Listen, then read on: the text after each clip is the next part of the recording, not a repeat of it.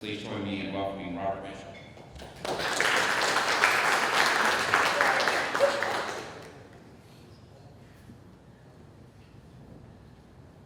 So it's early morning, July 7th, 2007, and Joe Giovanni is opening up his pizza restaurant. Joe is a franchise owner of a large national chain in Knoxville, Tennessee. He's been so for 10 years. Highly successful, been doing it in that market and been relying on the tried and true methods of getting customers for restaurants. Yellow pages even, phone orders, walk-ins, the reliability of those happy customers. But today is different because a well-known brand, Domino's, is launching their online ordering tool. And this online ordering tool, he thinks it's a gimmick. He kind of dismisses it. Well, that's July. As the summer kind of goes along and fall starts to come, he starts to realize his sales are being affected. His regularly reliable customers from the college nearby are not coming by his store anymore, and he starts to panic. So then he decides, okay, I better get this online ordering thing done. So he creates his own, but he's kind of playing catch up. And he realizes he kind of messed up and he didn't think ahead. So one seemingly innocuous technological shift dramatically impacted his business. Now fast forward to today. That shift seems almost quaint in comparison to the AI revolution. Now everybody in this room is probably thinking to themselves, I don't need AI to make burgers, to clean houses, to do a marketing agency. I don't need AI to make signs. Well, let me just tell you that that's not true. Partly because if I were to tell you that, if I were to ask you if you could automate 40% of your franchise owner's tasks, would you be interested? What if I told you that I could make your operations team 20% more effective? You could do more with less. And I could make those operational support people spend all their time on truly impactful KPIs that drive sales and increase royalties. What if I could tell you that's happening now? Okay, so that's what we're going to talk about today. So that's Joe. By the way, every image in here, I'm going to see if you can guess if they're AI generated or not. Is AI or not? No. Yes. Yes. That's a few. That's definitely AI. Not definitely. But you think it's pretty good, right? The text is right, but this is AI. So, I'm Robert. I'm Chief AI Officer. Oh, that definitely is AI. Sorry. So that's my AI avatar. So here are my contact information like you showed up here. That's my cell phone number if you need to call me. And if you want, you can attend the AI Sherpa podcast put on by Mr. Jack Munson. He does podcasts in the franchise industry, and I do it once a month. We talk about all things AI and franchising. So please attend. You can actually listen to old episodes as well. So let's start by these three questions right here. Who here in the room has used ChatGPT in the last 2 weeks? Wait. Okay, hold on. Okay? Don't get too braggadocious on me. Have you used other LLMs like Claude, Google, and Llama? Keep them up if you have. Oh, all those hands kind of started going down. Okay, so a few. Have you built a custom AI-powered solution using an OpenAI API? So who knows what that is? API. You know what API is? So an API is something that's been around for a while. But nobody here has actually built a tool. So that's kind of what I was expecting. You have lots of people that are familiar with this new tool called ChatGPT. They played around with it. Great. But why I said 2 weeks is because people have tried it and stopped. And they went back to their day job, right? They didn't delve into it. That's kind of what I'm hoping to change today, to get you a little bit more delving into it, okay? So, for those who have used it, I have one more question here. For those who have used it for work, who's used it for work? Okay, for people that have used it for work, do you have an AI policy and governance document for your organization? Give them up. very nice. Okay, so somebody who's thought ahead. So as I'm telling you, this is the important aspect of today. It's great to have that technology, but we need to look at three things, which I'm not going to get into today. But when you're using AI, you have to look at it from three perspectives. How are your employees using it, right? You can't use it with your client data, so you have to be important about how they use AI. Number two, how is your vendor using your information? What kind of policy do you have in place for your vendors and suppliers? Are they taking your information and using it for their tool? That's a concern you should have. And the third concern you need to have is how are you using your customers? Your customers want to know, are you using my information reliably? So there's three different angles you need to look at, and we do that. We put together policy and governance documents, but that's not the point. The point is you need to have that question mark in your head. I'm not here to sales pitch you. I'm here to educate you. Okay? And if you do want to work with us, fine, but this is for you to knowledge and you need to be aware. So this is our agenda for today. It's a lot of words, but all I have to say, that's what we're doing. I don't want to waste time on that slide because I have 2 hours of content in 53 minutes. So here we go. So first and foremost, let's get the baseline of this. Let's get everybody who is in the room who didn't want to raise their hand, who did and wasn't really sure. Let's get everyone on the same level about what's going on with AI right now. AI is a very generic term. It covers lots of things. It's very frustrating because AI is not everything. AI has been around for 60 years, okay? So it's not like it's something that's brand new. Artificial intelligence is making machines look, feel, operate, behave like humans. It's a generic sense. These concentric circles help you understand a little bit about that. So artificial intelligence is a big term. It's like saying, I drive a vehicle. That doesn't tell you what kind of vehicle I drive. So we kind of break it down into smaller versions. So the next concentric circle is machine learning. It's a version of artificial intelligence and vice versa, and continue that process. Deep learning is another subset inside of machine learning. Keep on going, that's where you find large language model. That's where you are today. If it wasn't for this, I wouldn't be here talking about this stuff, because that's the big leap forward in the technology. What made it so big? 2 reasons. Any Joe Blow can use it. Before you had to have a computer science degree to understand machine learning and natural language processing. What we have now is what we call conversational AI. So ChatGPT is exactly that. I can talk to it in a human language, it can talk back. I can talk to it in Swahili, it can talk back in Swahili. I can talk to it in Pig Latin, it can talk back in Pig Latin. So you can have, in such we have like Jamaican dialect, it would still understand that. So you don't have to worry about being a computer scientist. You need to be able to speak your language and communicate. So communication experts are brilliant using AI because they know how to extract use cases. So large language model. So what is a large language model? She's a large language model. You can probably guess. That's not my best version. Even though it did give a nice stain on the shirt, that's definitely not, that's not a real picture. So this lovely librarian here, I like to use her as imagery for what a large language model is. She's read the internet. When I say she's read the internet, let's basically say she's read the whole internet. For all intents and purposes. Because she's trained on Common Call, which is the internet, and lots of blog posts, and you name it all, Reddit, that kind of thing. Why is that important?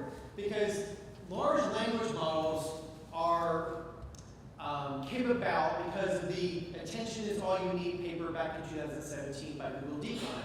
Now, it's a lot confusing stuff to talk about, but let me just bring it to the important pieces. GPT, everybody heard what GPT is, right? That's the ChatGPT part.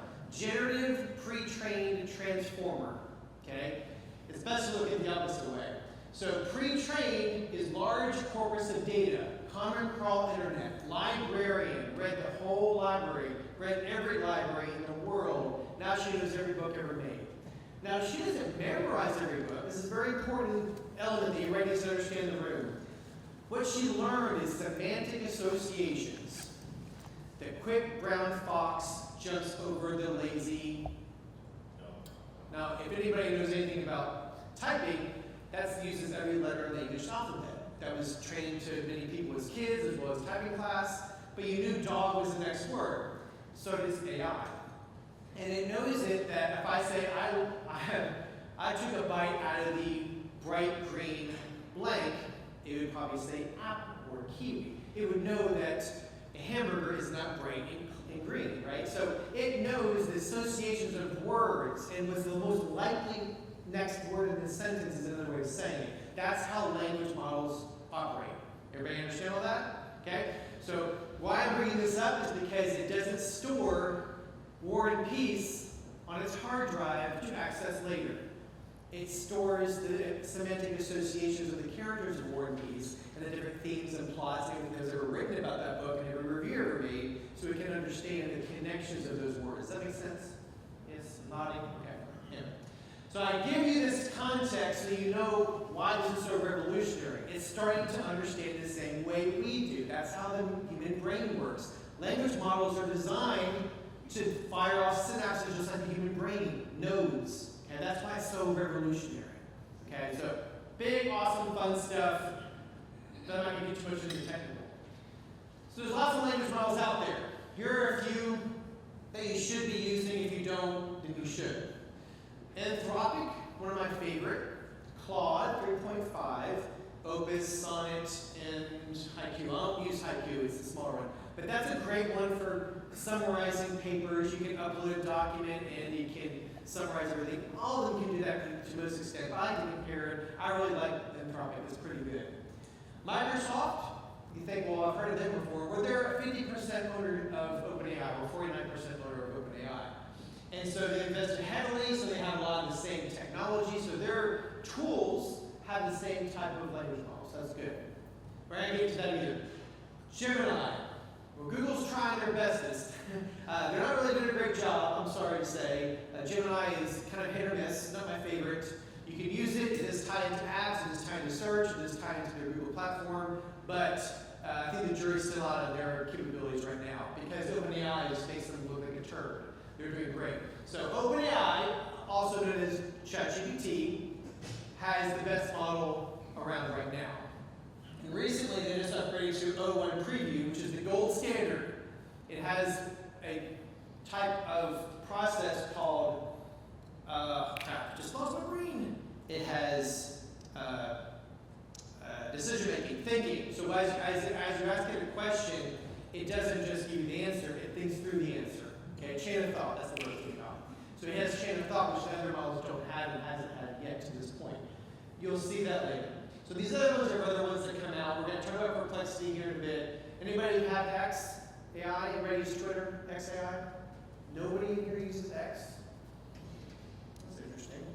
You should, because you can get access to Grok 2. And it's a really good language model and image generator as well. So those are the ones you can use and play around with, but that's what we're here for. Let's go into ChatGPT a little bit. Let's look at some of the capabilities that you may or may not be aware of, just so those who are not super users can get it. So the generative conversational chatbot is multimodal. What that means, it can handle images and text and video. Okay? It can also do audio. So has anybody tried the advanced audio yet with ChatGPT? Raise your hand, yes, no? Okay, so for example, let's try this. So I'm speaking right now, live on stage, at the Franchise Success Summit in Raleigh, North Carolina, with a bunch of franchisors about the topic of AI. Can you introduce yourself and say hello? Hello, everyone. I'm ChatGPT, an AI language model here to help you navigate the fascinating world of artificial intelligence. It's great to be here with all of you at the Franchise Success Summit in Raleigh. That's great, but can you speak in like Jamaican patois? Sure thing. Wagwan, everybody. Me name ChatGPT, and me day here to help you navigate the fascinating world of artificial intelligence.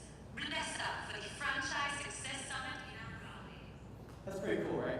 Now, that right there, that particular advanced voice mode is actually just been released in API, which means if your brand has a chatbot or an app and you have a conversation happening, it can happen in any language, any tonal inflections, any type of communication in real time and interruptible. Not just a chatbot on a website. Let's get out of that. It's much more interactive. So that's very cool. A little expensive right now, $16 an hour for that, but all prices are coming down. So anyway, so that's the functionality of ChatGPT. right now with image text, image generation, advanced data analysis, chain of thought, and the advanced mode I just showed you. One thing I didn't tell you is advanced data analysis. So anybody have a small organization here, pretty much a lot of you have smaller group teams. Maybe you don't have an accountant that's on your payroll that you can ask a question about a spreadsheet. You can upload that spreadsheet to ChatGPT and ask it to analyze and extract insights. You can actually do graph a trend analysis for the 6-month P&L if you want. You have that access right now. So if anybody in the room is a small, scrappy, emerging franchisor, or you don't have time or energy or money to hire somebody, you have expert Einsteins right here ready for you. This is the best time for small companies because now you can use tools like this to make you a super company. You can look like 10 employees when you only have 2. It's a huge opportunity and a huge resource you got to be using now. And it's only $20 a month for the most expensive version. So that should really make you use it. Okay. So the advanced data analysis is just part of it. So you see this paperclip right here? I just add that to, you click the paperclip, I upload the document from my hard drive. It can be an Excel document. It could be your competitor's FDD. You can say, what does my competitor say about litigation? What kind of litigation does my competitor have? You can just go through and summarize your competitor's litigation. That's pretty fun, right? So in this particular example, I said, act as a franchise development expert for WSI and provide an email drip campaign template for a new discounted franchise fee initiative. The email should be concise and short and adhere to a generally accepted principles on optimization for email engagement and open rates. Make the drip campaign free emails. Now you notice it's very complex. I didn't want to just say, make some emails. I gave it lots of parameters, lots of context, lots of prompting. That's how you prompt an AI. You don't just be generic. And that will give you an extremely awesome 3-email campaign. And when you get even more to it, you upload your brand guidelines. You upload your mission, vision, and value statement and say, align these emails to my mission, vision, and value statement. And then boom, it's even more impressive. So I'm telling you, you have like 3 employees in the marketing department right now for free, or $20 a month. Use it. Okay. Next version is Search GPT. And I'm not going to talk too much about this because perplexity.ai, so write that down. They do a better job of this, but this now allows you to use the search capabilities of a search engine like Google and now have AI integrate with it. So provide a list of the top dog herders in Knoxville, Tennessee based on Yelp and Google ratings. Assemble the list in a table format with references to the review source. If you're looking to go into Knoxville, Tennessee, and you're a dog groomer and you want to learn about your competitors, boom, you can see what they're doing right and doing wrong. That's 10 seconds. If you just have an idea for a new product for your business, 10 seconds. And it'll give you a vast, massive report, or whatever you want, whatever insights you need. The problem is your brain. When I first heard about ChatGPT 2 years ago, my most scariest thing was I couldn't find the limits of it. And that was GPT-2. Okay, so this is GPT-4, and I'm having an even harder time. So your biggest challenge is you're not going to be able to find out how to push it enough. Your brain's going to be too slow. You're not going to know what to ask it. That's the problem. Anyway, any questions, you're welcome to yell out. I don't operate the same as others. So just say you have a question or concern or whatever. Now, custom GPTs. Now, this is where it gets really fun. So this is, anybody do a custom GPT? See, I knew there was some super users there. Come on. So this is Robert's Cookie Companion. I'm Robert. So what ChatGPT allows you to do is build custom GPTs. And custom GPTs were if you're using it as a team and you're constantly going to ChatGPT to ask it, write me an email, write me an email, write me an email. If you're doing that more than 3 times a week, you need to make it a GPT. Because what you do with it, you kind of make it a subject matter expert. Make it the Robert's email writer, Robert's franchise development email writer. So now it's ready for you to use. You've programmed it the way you like it on all the stuff you want. So all you got to do is write an email to Susie in Sioux Falls, wherever, and then boom, it'll generate the email. So you don't have to give it all the context every single time. That's what GPTs are for. So I built this one, which is kind of funny because I like cookies, but I have a family that has opinions of how they want them. They want them soft or crunchy or chewy. And so I said, well, build this model that I can request a chocolate chip cookie, and it tells me what I need to add or subtract from the recipe to make it chewy or soft or crunchy.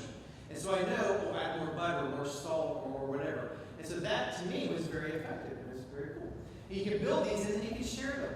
So let's say you're an owner of a company. You want to build a GPT to help your employees write emails. You write the GPT, you put all the parameters you want, and then you send them to your employee, and then they just plug and play. You plug in whatever you want. That's the starting point for what we do on a bigger scale. You get you excited. You can do this on your own. It's painfully easy. It walks you through the process of creating a GPT. I usually do that for workshops we do. We do training. You teach everybody how to build their own GPT. Rest assured, you can probably figure it out if you really try. GPTs, they're trainable on uploaded data. So you can upload your FTD and say, give me a sales script for my franchise salesperson who's brand new, who needs to know about the FTD, but I don't want to say anything that's outside of it, so blah, blah, blah, whatever. The so what, so every slide I have a so what. So the so what is, it's a great way for employees to test use cases for future AI tools, yes, but it's also a precursor to AI agents. Now there's something that I won't talk about today, but you're going to hear this in the news a lot, an AI agent. So an AI agent is one that's going to do a multitude of tasks that you give it. So instead of saying,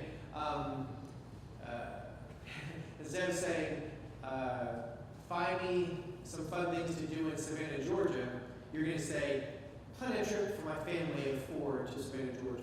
It'll book the flights, the restaurants, the hotels. It'll give you the itinerary. It'll actually go and book them. It'll literally go with your credit card and book them. That's the future of agents. So that's what's going to be happening. And what's going to happen is, as a side note, and I'm telling you this is something important, your business model will be taking orders from those agents eventually. So be aware of that. Okay. But so, all that to say, this is kind of the 3 big elements of ChatGPT that people need to be using, and it's very fun and very impactful to your organization. One thing I think is kind of fun is image generators. You just use an image generator like Midjourney or Leonardo or Adobe. Who uses Adobe? Anybody here use Adobe? Yeah. So lots of cool AI functionality in Adobe. You can take a picture of me and you say, put Robert in a mountain seascape or mountainscape with a bunch of billy goats in the horizon. Done. Now there's video generators that will take Robert running, which I never do, and you can say, put a bunch of pink unicorns in his hands as he's running, and make him run in the Sahara Desert. No, change that to the beach. And it literally can change the environment around me to a beach in real-time video. So Hollywood is on notice. Content creators are on notice. But the good news is your small, scrappy team can now create content for a YouTube channel using AI in the very, very near future for very affordable rates. Okay, so here's a little test. Which one of these signs is produced by AI?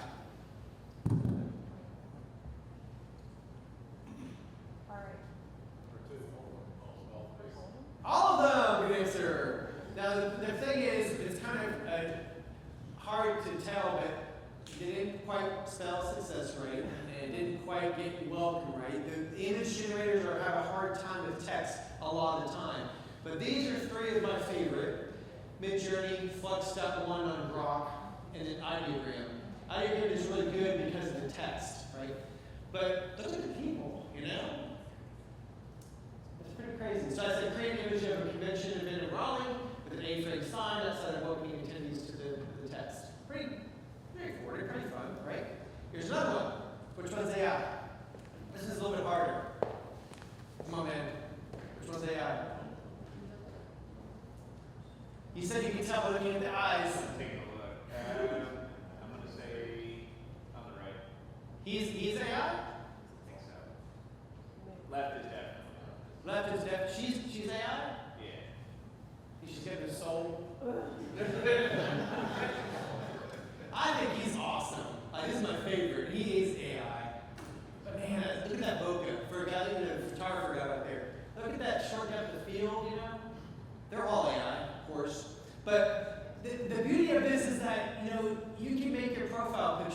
lot more handsome than you maybe you know. Maybe you don't want to be too much of a catfish, but you could modify your look a little bit if you want. But these are great, right? If you need stock photography, you want to pay for it, boom, you know. Now it's not copyrightable, so don't get your hopes up on that, but that's kind of fun. And now we have avatars. Who's done an avatar? Okay. Here's down everything back there. Yeah. All right, so this is kind of fun. I didn't do one for today's conference because I didn't have the time, but you can create an AI avatar of yourself speaking Mandarin Chinese, if you like. Your mouth moves in the right lip movements for Mandarin, and you can be teaching your Chinese franchise owners. Now, how cool would that be? Let's say you have your whole documentation of all your operations and training manuals, right? A script, and then you have people from all over the country, from different nationalities and languages, and you just speak to them in their own language, their training, right? Very easy. The avatars, you just provide the text, choose the voice, select the avatar. There's Page-In, there's some of these here. What did you use? I just use the whiteboard. So I didn't use AI, I used the game. Okay. So the avatars are meant to look like humans, act like humans. Some of them are pretty bad, some of them are pretty darn brilliant. They're getting better. And just so you know, one takeaway from this whole talk is this is the worst version of AI you'll ever use. So what does that mean?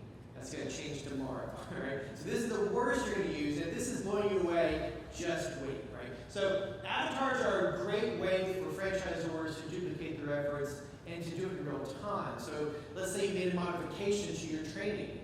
You don't have to go through and like redo your videos. You just change the text, and then the avatar speaks the right information. So a lot of this stuff is very usable in your format. You just got to build it, right? Okay.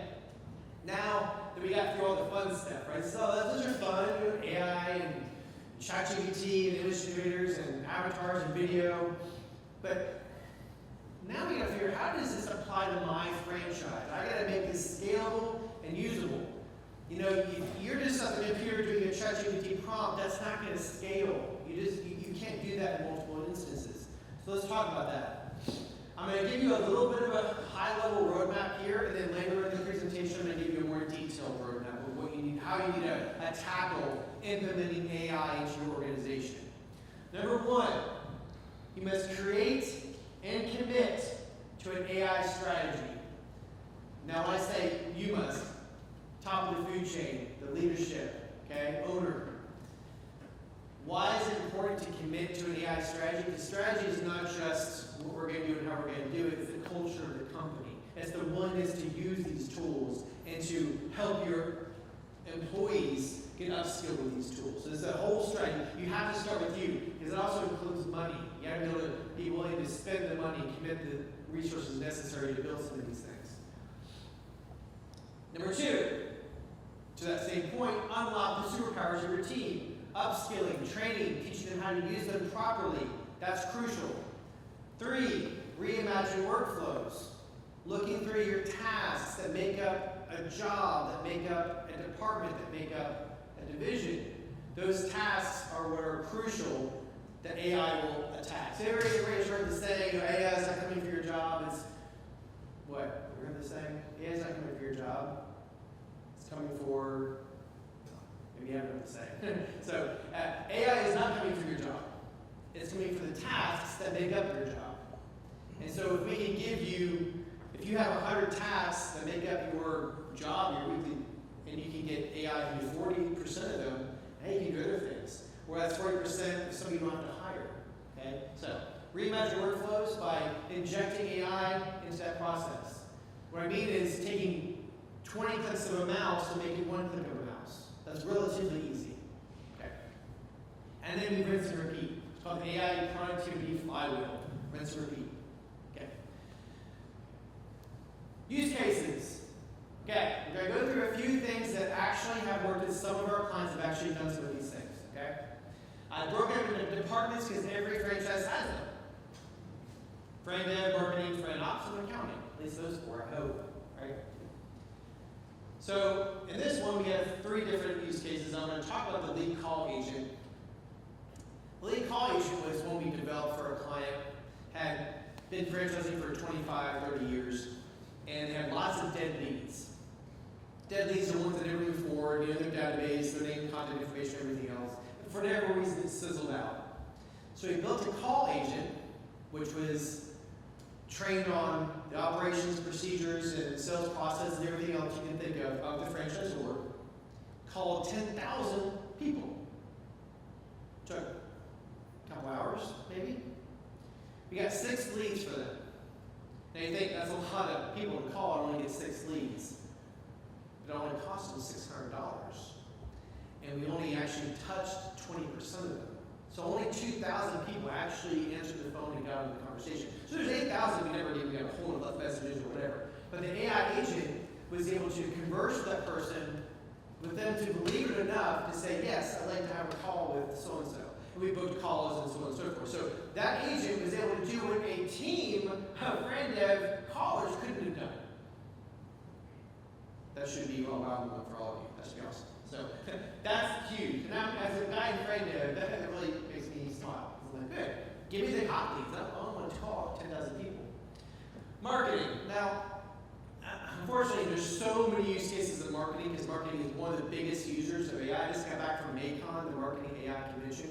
If there's any marketers in the room, go to that next year. Because even if you're just in the marketing department, it's a huge AI fest. But one of the clients had a concern. They wanted to know, how to say this. So their franchise owners were claiming things about their market. Oh, my competition is such, my pricing is right or wrong. So we wanted a method that we could go into a market, analyze all of their competitors, all of the rates, all of the different elements of their competition, being like, they had installed bids. They're a bid, what do you call it? Dumpster removal. That was a business model. And so they want to make sure they were comparing apples to apples. Do they charge the same? Do they do the same services, commercial versus residential? So we analyzed all the competitors in the market, create a tool that would scour their websites, extract the information. But that wasn't enough, because we also want to know whether the existing AdWords and marketing campaigns aligned as well. So we did a total build, which had a dashboard of all these elements to give them insights to not only their competitive analysis and market intelligence, but also what this franchise owner was doing right or wrong. And so we could tell, well, they claimed that there's no market here, but there's this many competitors and they're charging more than they are. So the franchise owner was losing out on what they should be charging. Long story short, this was an extremely sophisticated build, but it pulled in all the existing data points. We already had them all.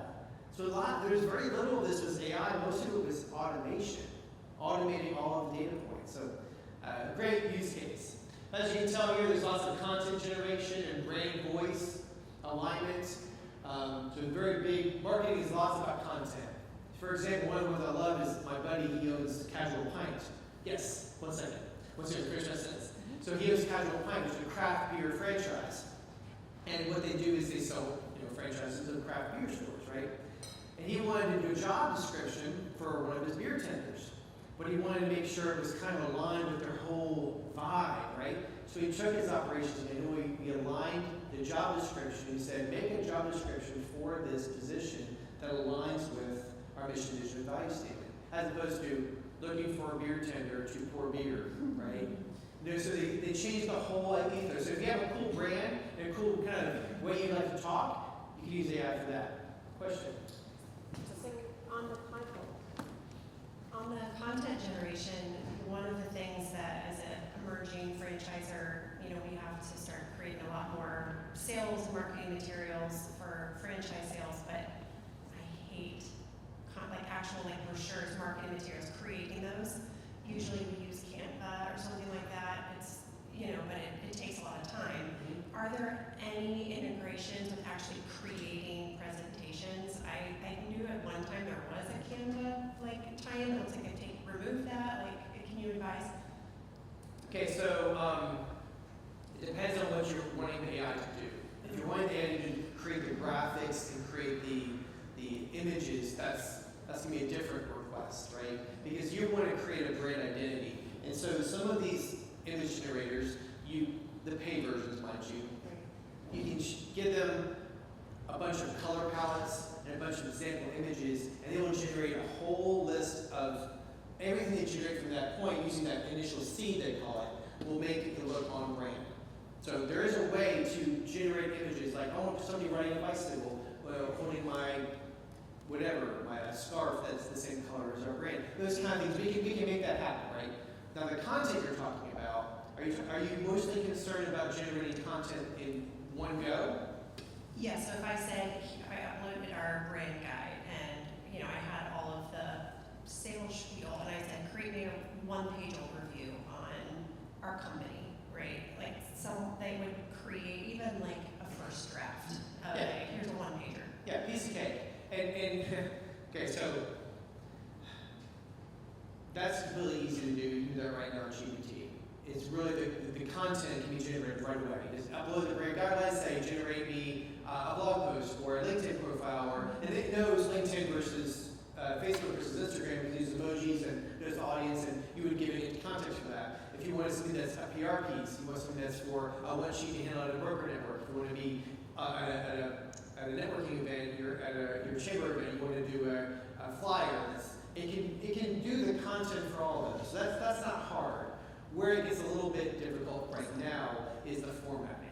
You still need a graphic designer to put it in the right format. That's been honestly not too hard and not very far away.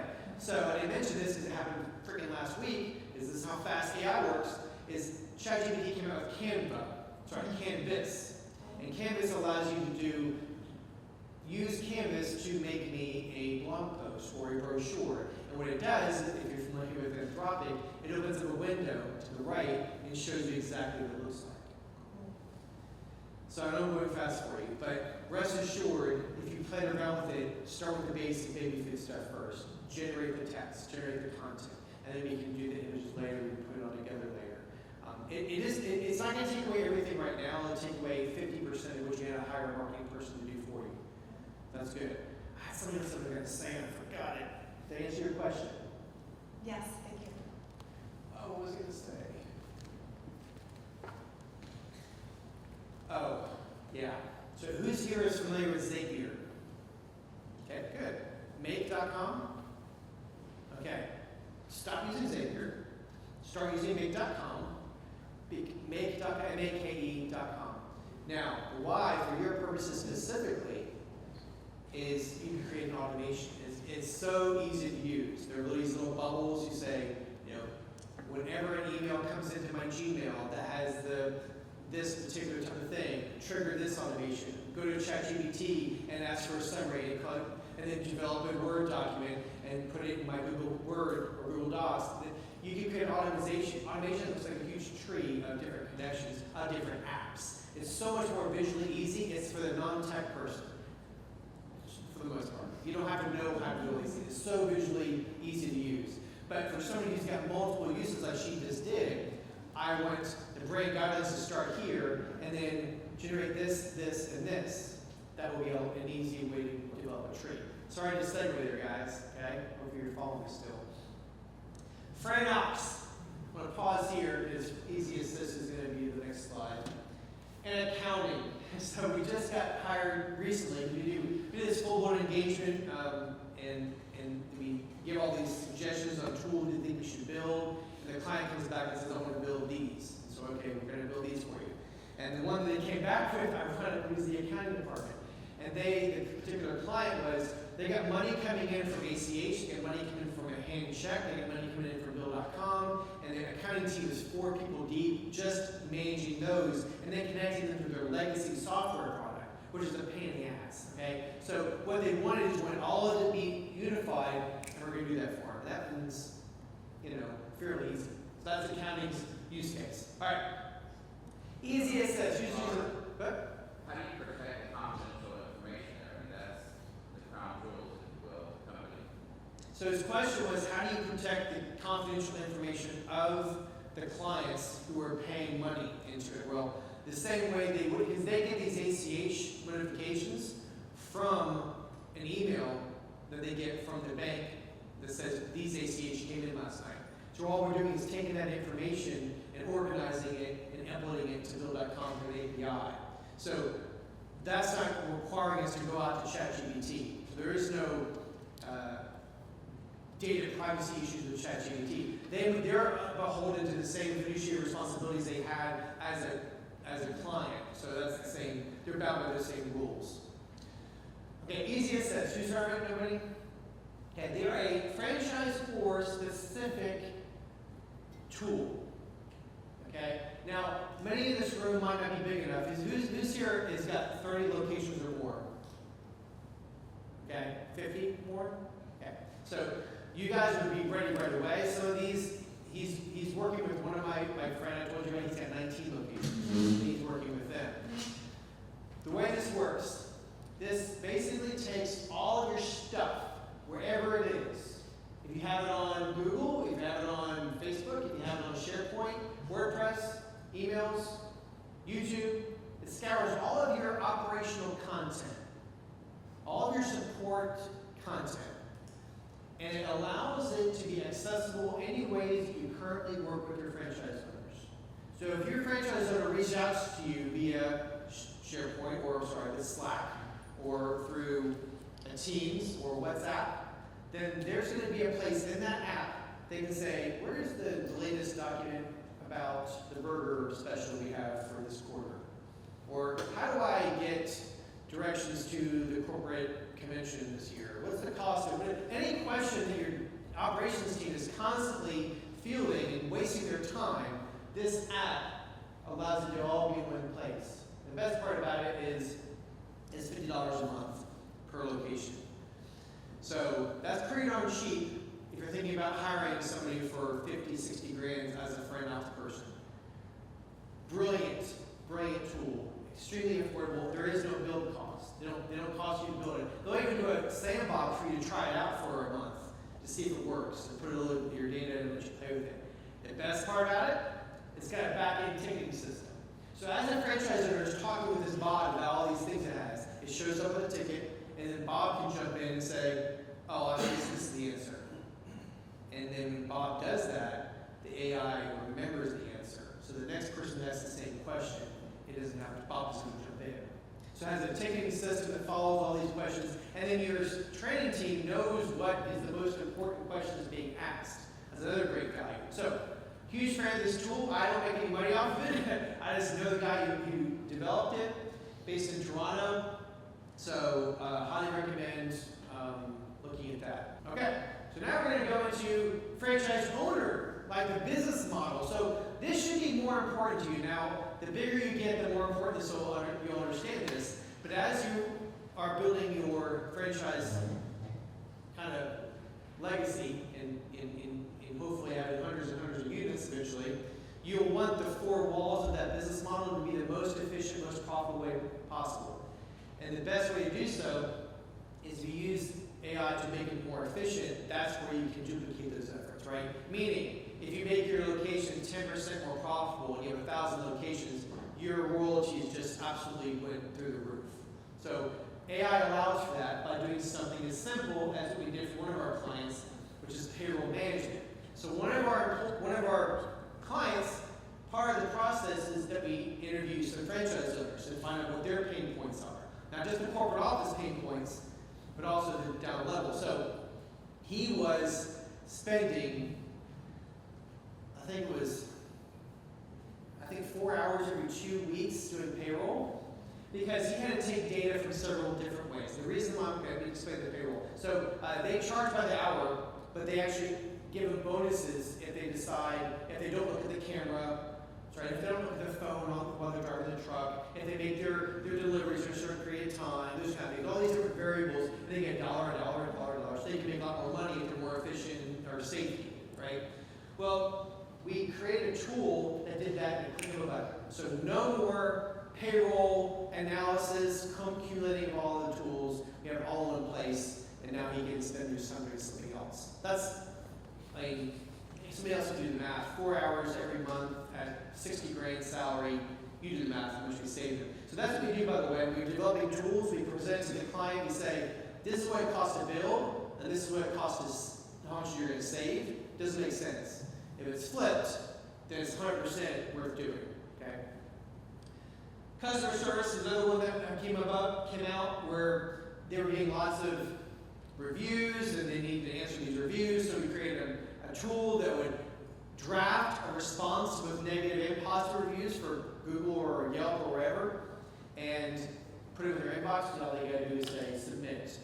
Now, that's also because a lot of people who are business owners, they get a little bit personal. They're like, you don't like my Google, I don't like you. So, that can be really bad, right? So, and you can remove that emotional piece with AI and be like, be firm, don't concede to their complaints, but also be cordial.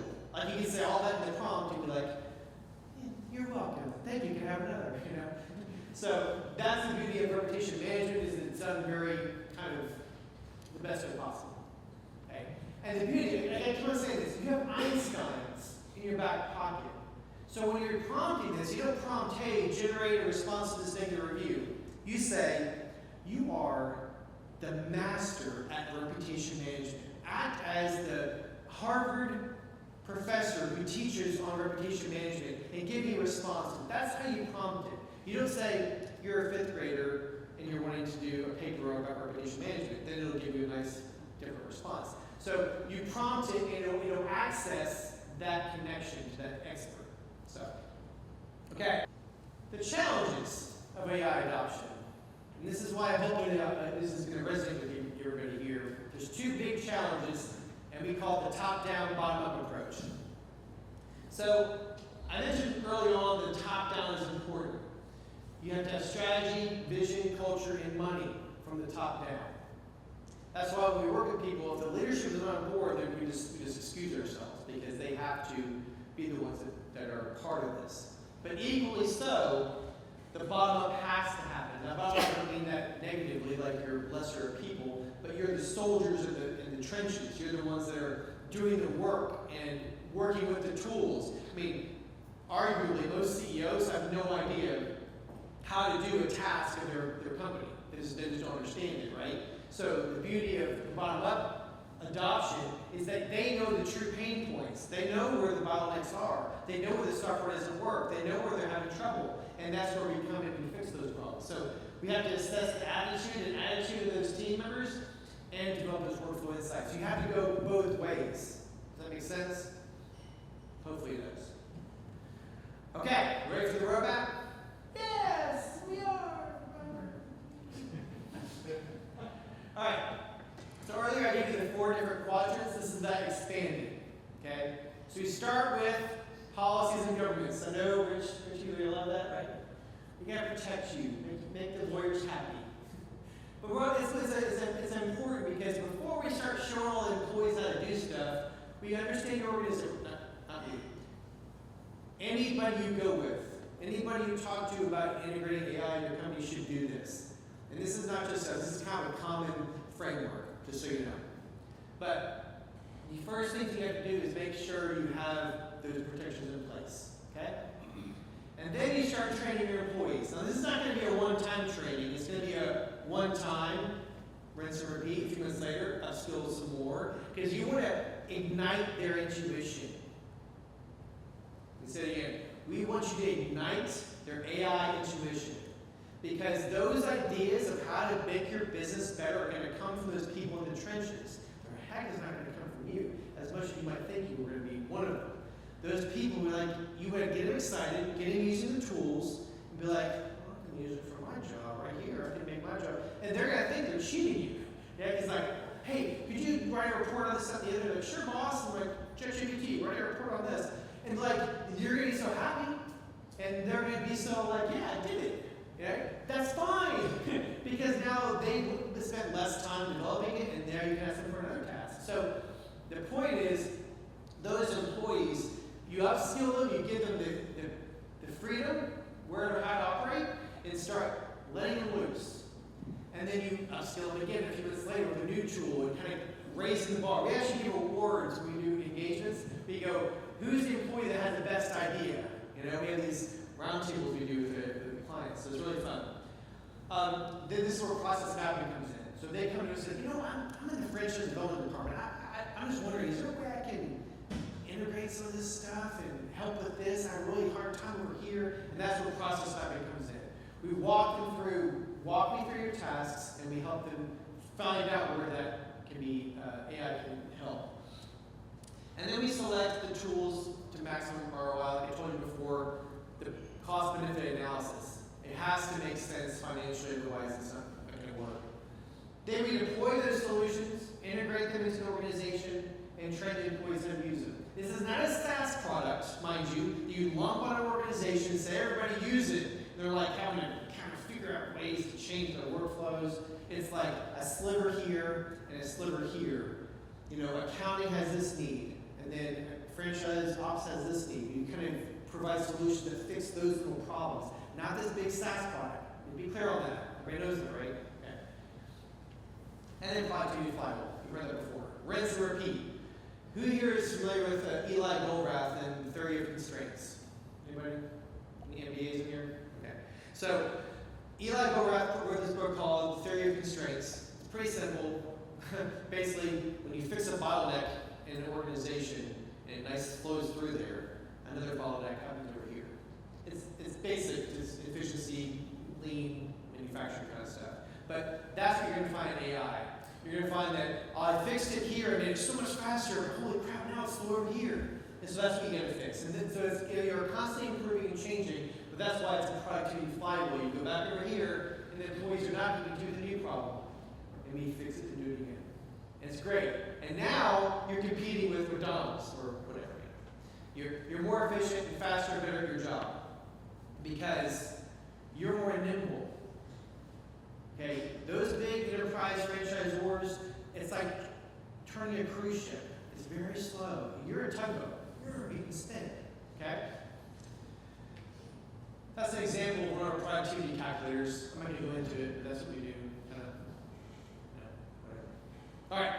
So, how are you practically positioning your brand? So, I'm here because we as because I'm a franchisor as well. I'm not sure if you knew this, but WSI is a franchisor of digital marketing agencies in over 80, 90 countries.